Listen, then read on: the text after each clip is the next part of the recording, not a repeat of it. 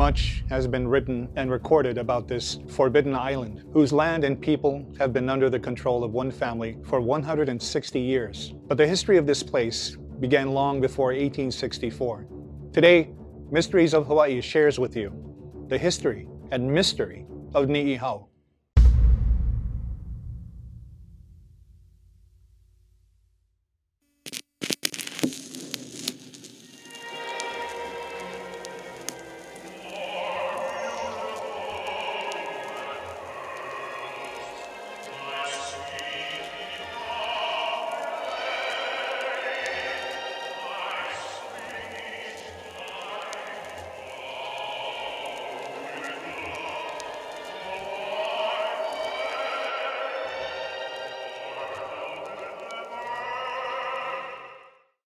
The smallest inhabited island in the archipelago, ni ihau is often referred to as the Forbidden Island due to private ownership.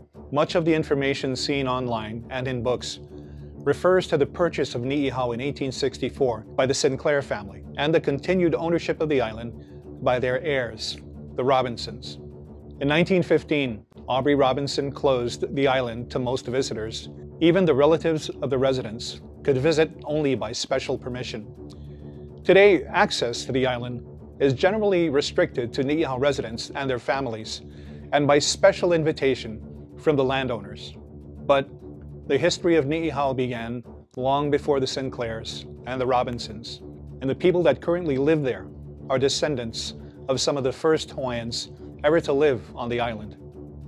Our ancient people were extremely observant of the environment around them, so much so that the story of Pele's journey through Hawaii actually mirrors the geological formation of the Hawaiian Islands. In creating the island of ni ihau, Pele created a home for early voyagers who traveled from across the ocean. The first great ali'i of ni ihau was Kahelelani, for whom the island and its famous shells are named. In 1840, the island was visited by Charles Wilkes of the U.S. exploring expedition. He wrote of ni ihau, "The number of inhabitants is 1,000, and what is remarkable, although but a few miles removed from Waimea on the island of Kauai, they show an increase in the proportions of births over deaths of 8 to 6. On this island, there are 200 children, about 1/3 of whom read. These are divided into 12 schools under native teachers." After Kahelelani, there were a number of ali'i who are still remembered for their greatness of leadership. When the time of the ali'i Kaeokulani came about, there was another ali'i, Kawaihoa, who desperately wanted Kaeo's island. There was much conflict between the two chiefs, so a stone wall, Papohaku, was built across the southern quarter of the island. Kaeo's identifying markers were black stones, and Kawaihoa's were white stones. Eventually, Kaeo's brother, Kaiana, and half-brother, Kahikili, came from Maui to aid him in uniting the entire island. They landed on the sandy shore of Kamakaua and thoroughly defeated Kawaihoa and his followers. After the bloody battle, the site was called Pali Kamakaua, Pali being the heaps of dead bodies. By 1786, Kaeokulani had become the ali'i of ni ihau and Kauai, while his half-brother Kahikili ruled Maui and Oahu. Kaeo married the high-ranking chiefess, Kamakahele. Kamakahele had lineage from all the Hawaiian Islands, which prevented other ali'i from those islands from coming to Kauai with conquest in mind. Ali'i Nui Kamakahele was widely known to be able to pray to death anyone who wished harm upon her people and her lands. Together, the ali'i couple had a son, Kaumuali'i, the last king of Kauai and ni ihau. During Kaumuali'i's reign, Kamehameha launched 2 failed invasions of Kauai in 1796 and in 1804. It wasn't until 1810 that Kaumuali'i agreed to accept Kamehameha as his king, while still retaining his rule over Kauai and ni ihau. For thousands of years, our people honed their skills at fishing and agriculture. Their close association with the Āina, the land, allowed them to become particularly skilled at growing food on kula, or dry land. They knew exactly where to plant, when to prepare the ground, when to mulch, when to plant, and when to harvest. even knowing to pick the largest potatoes as soon as they were ready, so the others, still growing, would receive more energy from the earth. Their efforts paid off with an abundance of sugarcane, bananas, sweet potatoes, and yams. It is said that ihau produced even more of those provisions than Kauai.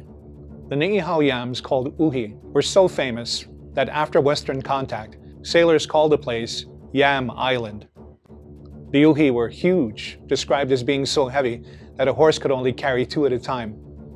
They were favored by whalers because they lasted longer than sweet potatoes and were a good source of vitamin C, which helped prevent scurvy. In addition to the food, the people of Niihau cultivated makaloa, a sedge or grass-like plant that they used to craft the finest mats in the islands. These makaloa mats, called Moena makaloa or Moena Niihau, were highly sought after for their fine texture and beautiful patterns. They were prized by all ali'i and were coveted articles of status and luxury. These makaloa mats were so valuable that they were also collected as taxes at specified times of the year and given as ho'okupu to ali'i and other dignitaries. In 1874, George S. Gay of Niihau presented to King Kaua a beautifully designed mat crafted by Niihau's most skillful weaver, Kalai. It was intended for King Lunalilo, but Lunalilo died before the mat could be presented, and it was instead given to Kaua. At approximately 7.5 feet wide and 6 feet long, it took 11 months to craft, and woven throughout the mat were words. Using the traditional pavehe technique, 80-year-old Kalai and her husband, before he passed away, plated letters into the mat, a protest on the conditions and changes of that time.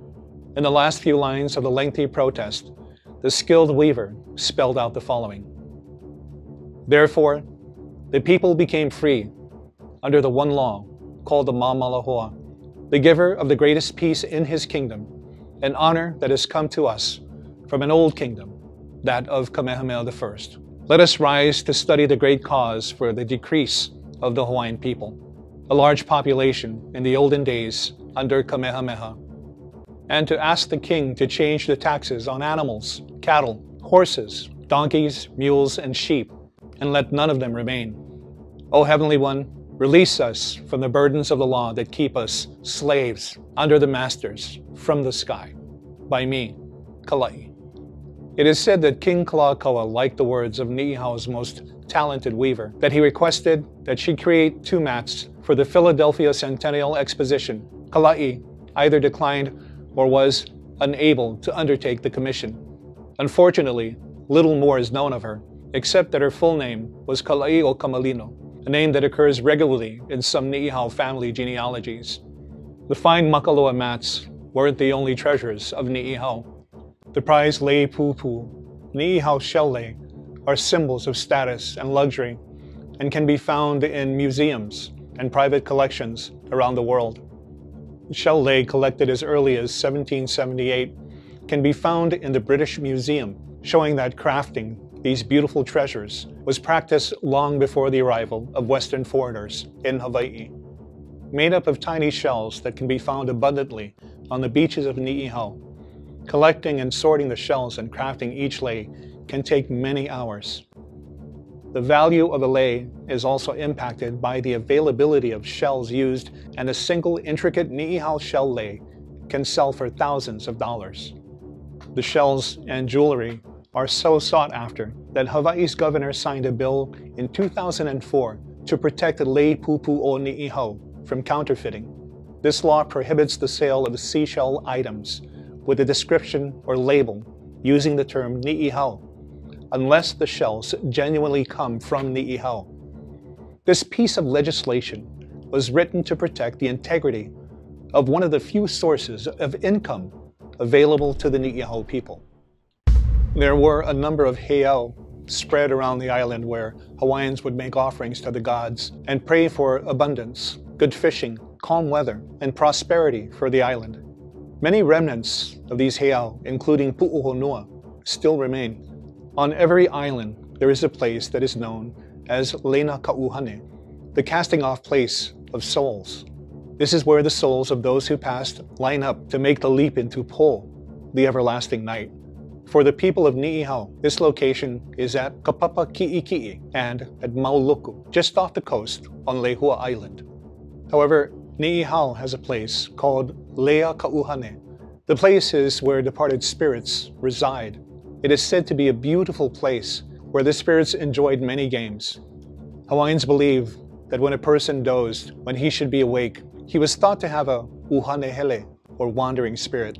If one was between worlds, their uhane would travel to this place where the spirits would greet them. However, if they came across any spirits from their own ohana, their ohana would escort them back to their body for fear that the spiritual traveler would like this place too much and went to stay. Thus, they would die before their time. As for ancient burials, the commoners and those who were unfortunate enough to be sacrificed to the gods were often buried in the sand dunes. The ali'i of Niihau were placed in burial caves, on the steep cliffs, and in deep underground lava tubes. Between 1930 and 1940, a man by the name of Julius Scammon Rodman scoured the caves and ruins across Hawaii, pilfering burials and selling native artifacts, including bones and skulls, to museums and private collectors around the world. In 1934, Rodman learned of an ali'i burial cave atop a 900-foot cliff on Niihau. Certain that the Robinson family would forbid him access, he planned a clandestine raid to Niihau. At dawn one Sunday, Rodman and a partner, a man referred to as H. Dukar, moored their sampan outside the breakers below the cliff where the cave was located. They loaded 2 surfboards with equipment, paddled to shore, and then carried the gear up the nearly vertical cliffside to the summit. After their long climb, the 2 men anchored themselves to a boulder directly above the cave and then lowered themselves nearly 200 feet to the cave's entrance. Quickly shoving the entrance stone out of their way, they entered the cave with flashlights shining. 3 inches of dust that must have collected over hundreds of years covered everything. They encountered skeletons, piles of artifacts, and several mummies covered with black kapa and makaloa mats. When Dukar glanced out the entrance of the cave, he saw the Sasemaru dragging anchor, headed right toward the jagged rocks. There was no time to lose. They dashed out of the cave and rushed down the treacherous cliffside, leaving everything behind. They made it to the sampan just in time to steer it away from shore to safety. It is said that Rodman never attempted to raid Niihau again. Prior to Western contact, Hawaiians were unfamiliar with the concept of private land ownership. The land was divided into ahupua'a, a subdivision of land that usually extended from the mountains to the sea and generally included watersheds and marine resources. The land belonged to the gods, and the people were its caretakers. Although the ali'i controlled the land and extracted food and labor from the commoners, everyone had rights of access and use to the resources of the land and sea. The people of the entire archipelago were sustained by a tradition of sharing and common use. The Great Mahele of 1848 was a land redistribution proposed during the time of Kamehameha III. Hawaiians were not accustomed to the concept of owning land, so very few were successful in claiming their own properties. Those who intended on claiming their lands were put through an extensive process, including 2 witnesses, to confirm his claim. Permission from the owner of the surrounding ahupua'a, or Āina, to occupy and cultivate the land, surveying and surveyor fees, and fees paid to the Board of Commissioners before a deed could be turned over to the claimant. This often took many months, even years to complete, and sometimes the claimant died before the process was completed. Then the process would have to start over again by a new claimant, if there were any. Whatever the intentions of the king, the maka'ainana, the people of Hawaii, received less than 1% of the total land in Hawaii. Despite the interest and request of Niihau Hawaiians in purchasing parcels of land on the island of their birth, almost all went unfulfilled. After losing her husband, her eldest son, and their entire family savings in a shipwreck, Elizabeth Sinclair and her family left their home in New Zealand with the intent of moving to the Pacific Northwest. Finding Vancouver Island wild and undeveloped, they set their sights on California, but were convinced to try Hawaii instead. They arrived in Honolulu Harbor in September 1863. In January 1864, the purchase of Niihau was complete, and Elizabeth Sinclair and family were the new owners of most of the island, where they intended to convert it to a ranch for raising sheep. 2 ahupua'a, well over 2,000 acres, were still under the control of a couple named Kuakanu, and 50 acres belonged to a man called Papapa. As the story goes, Papapa agreed to sell his land to the Sinclairs without incident. However, Kuakanu was not interested in selling and made life difficult for the Sinclairs. Kuakanu's ahupua'a covered the best tracts of land on 2 different parts of the island. The Hawaiian refused to allow access to his land for the roads or fences that the Sinclairs wished to build. And because the waters fronting the ahupua'a also belonged to Kuakanu, anyone wanting to fish had to walk inland around Kuakanu's land and then back down to the shore. The Sinclairs attempted to purchase Kuakanu's land, but Kuakanu emphatically said no. Finally, the Sinclairs enlisted the help of a man well known to the people of Niihau, Kauai resident Vladimir Knudsen, known to the Hawaiians as Kanuka. They came up with a plan to present the Hawaiian with a sack full of money right there in front of him that he wouldn't be able to refuse. Knudsen visited the Kuakanus in their home, and after talking story for a while, brought up the Sinclair's offer of $1,000 for Kuakanu's land. Again, Kuakanu refused. Knudsen showed the couple a sack full of 1,000 shiny new trade dollars, but Kuakanu still declined. Knudsen then poured the sack of bright silver coins out onto the table, and Kuakanu's wife was fascinated to see so much money. After several hours of Kuakanu's adamant refusal to sell, Knudsen started to place the coins back into the sack. Kuakanu's wife begged her husband to sell, and he finally agreed. So the Sinclairs bought the final 2 ahupua'a of Niihau, over 2,000 acres, for $1,000. Interestingly, when Kuakanu's deed was recorded, it showed that Kuakanu received only $800. After the transaction, it is believed that Kuakanu and his wife moved to Koloa, Kauai. The Hawaiians soon learned that life was hard under the ownership of the strict Sinclair family. Due to Sinclair's strong religious convictions, residents were required to attend their church every week, and records were kept as to who attended and who did not. Additionally, the Hawaiians were expected to abstain from alcoholic drinks and do any work that the family required, no matter how difficult. Those who did not abide by the family's rules were promptly evicted. These were not outsiders or people who moved to the island. They were the people born on and of the island of Niihau. This was their birthplace, their home, where they were raised, the place that they loved. But since the land beneath their feet was sold to foreigners, they were forced to leave if they could not meet the high expectations of the Sinclair family. By 1915, the island was closed to most visitors, and while the rest of the world moved forward, the island of Niihau seemed to remain suspended in time. After the passing of Elizabeth Sinclair's grandson, Aubrey Robinson, ownership of the island was passed to his son, Aylmer Robinson. Aylmer chose to make his home on the neighboring island of Kauai and would commute weekly to Niihau via sampan. On December 7, 1941, lacking radio communication with the island, Aylmer was unable to notify the Niihau people of the attack on Pearl Harbor. In the aftermath of the raid, all boats were ordered out of the water, so Aylmer would have to wait for the approval to sail to Niihau.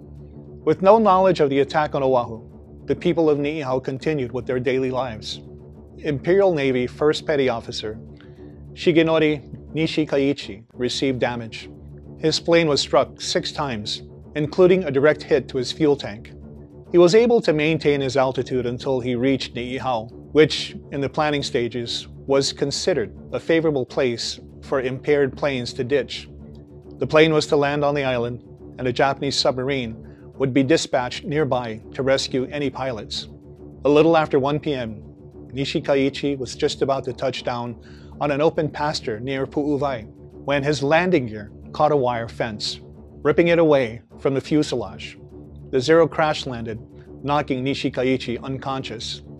Witnessing the crash from his house nearby, Howard Kaleo Hano was the first to arrive on the scene. He freed the pilot and confiscated his pistol and documents.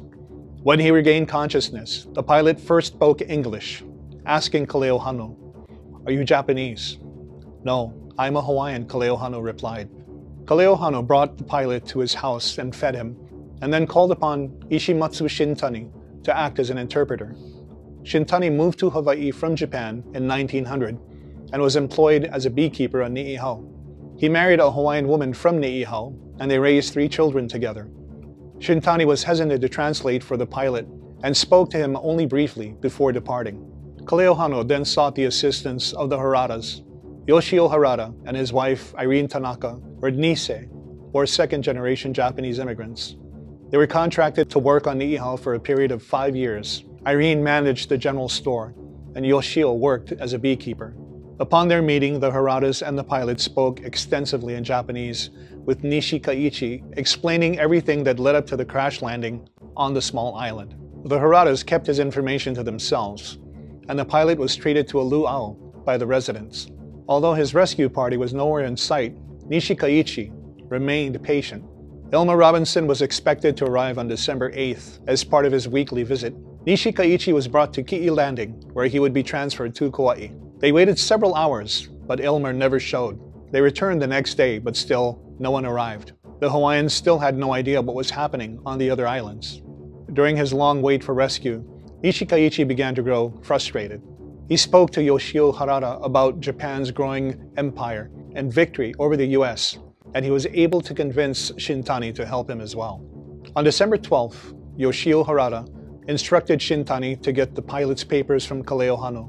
When Kaleohano refused, Shintani offered him $200, but Kaleohano wouldn't budge, so they had to come up with a more aggressive plan. While Irene Harada kept the pilot's chaperones entertained, Yoshio went to a neighboring home and stole 2 firearms, hiding them outside a nearby warehouse. Upon passing the warehouse, Harada and Nishikaichi seized the weapons and locked their Hawaiian escort, Hanaiki Niau, in the warehouse. Moments later, Niau's wife, Luisa, arrived in her wagon, and the 2 men forced her to take them to Kaleohano's house. Anticipating danger, since Shintani's odd demand, Kaleohano knew something was up. When the Japanese arrived at his front gate with guns, Kaleohano dove over a rock wall, barely escaping a shotgun blast. He ran to the village center to alert the residents, and then proceeded to Pani'au, Niihau's highest peak, to light a signal fire. Unable to find the documents, the Japanese set fire to Kaleohano's home and to the damaged aircraft, and then left to search for Kaleohano. When Kaleohano reached the peak of Pani'au after midnight on Saturday, December 13th, he discovered a signal fire had already been set by other villagers. Worried that the fire would not be seen, he suggested they set sail to Kauai immediately. Leaving Ki'i Landing at 12:30 a.m., the group arrived in Waimea 15 hours later.